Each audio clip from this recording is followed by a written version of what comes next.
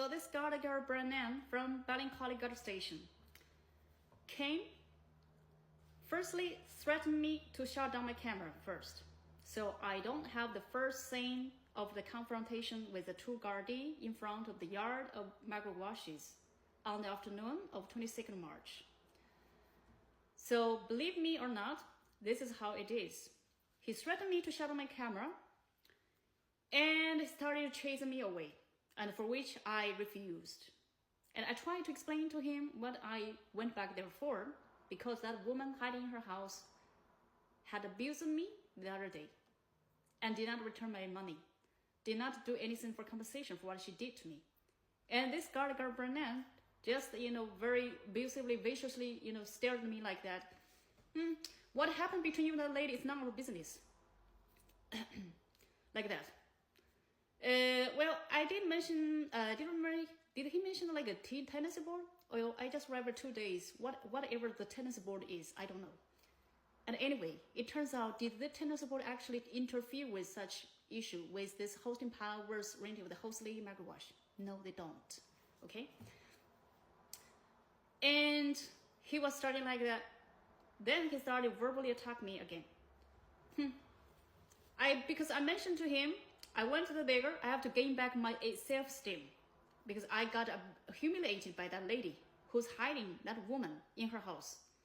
And this Garda government kind of sniffed at my self-esteem. I say, well, you think this is a shit place, shithole place, shit country. Well, if you think this is, why not just go back to your country then? Huh? Why don't you just go back to your country? Fuck off. Yeah, this is Garda Brennan said what he said exactly. Viciously stared at me and uttered that fuck word to me. Garda Brennan. Okay? On the afternoon, 22nd March, in front of Margaret Walsh's house. So, well, watching these two policemen doing so. Well, they threatened me first. It's the Garda, Irish Gardaí. Those two Irish Gardaí threatened me first. I refused to do so. Because of what? Because that lady, Margaret Walsh, still refused to step out her door to solve the problems caused by her. Still hiding in there as a victim. Yeah? So, these two Gardaí trying to, chase me away. Leave from there. And I started to call Margaret Walsh's name again. Margaret Walsh, get out, like that. And then this guy, Brennan, just took his handcuffed me violently. And those two squeezed me into their vehicle, Garda vehicle, and they took me directly to the Garda station, Target. So when the time we arrived at Target station, it's about 5 p.m. And at the front desk, the reception desk, the man and this Garda Brennan was busy printing a piece of, the sheet of the offense statement, I think is. Well, they named it, very softly in this Garda report here, even in that news by the Irish Examiner last year. They say it's adult caution. Well, what is the adult caution is actually an untrue offense statement against me. They accuse me being abusive, threatening to them. They accuse me threatening to the Gardaí, threatening to the Margaret Walsh. Anyway, well, and they totally denied the truth who have started all this. They culprit Margaret Walsh. Actually, they are criminals. Yeah, as I said. I'm here on the internet, on social media, disclosing these Irish criminals who have actually committed crimes over the past year against me. And they denied all the injuries and damages they caused me suffering over the past year, even up to today. It's still ongoing, has not ended yet. So Garda Brennan took me to the Target station, forced me to sign on that offense statement produced by him. Well, for which I firmly rejected too. Because I say, this is so not true. I'm not gonna sign something that is not true to me, okay? That's what I replied to the Garda Brennan in front of the reception desk inside the Target station at 5 p.m. on 22nd of March, 2023. And this Garda man inside the reception window desk, and kind of really passed me a piece of paper. It has a list of human rights. Well, pretending to give me a Chinese version. And he read fast and let me take a look at it to say, oh, you can call somebody or call someone of your folks, or you call the Chinese embassy or something like that. Well, finally, they called none of them. I request to do so. They refused. They pretended to call somebody, but they didn't. Okay? So after I refused to sign on this false accusation against me, as they so called in the report at the other caution,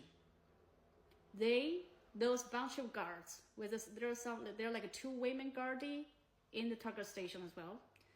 So they threatened me to take off all my clothes, my jackets. I was wearing down coat jacket because it's winter months in March. It's really cold, it's rainy, it's cold, it's freezing cold, especially for us newly arrived foreigners here. It's freezing. And they took off my shoes and they snatched away my phone and the guy searched for my purse, my wallet, my bag, every item from it, and counted everything, and they took all them away from me. And then they just dumped me into the custody cell on the left side, opposite the front reception desk. In the second cell. Yeah, I remember vividly how they did so. So they threw me in there, pushed me hard in there with several guards of them inside target station. And then this Garda Brennan, they say they're going home. And throw me a piece of paper through that tiny glass hole on the custody cell. And threaten me again, tomorrow morning we're gonna take you to the court. But before, by the moment I refused to sign that, and they threatened me again. If you don't sign, well, if you sign, you can leave. If you don't sign, you're gonna stay here. Indicating me to stay in the custody cell through that night. And tomorrow we're gonna take you to the court. And I replied to him, because I see him so aggressively and threatening to me abusively. So how can I just surrender to them like that, compromise to them?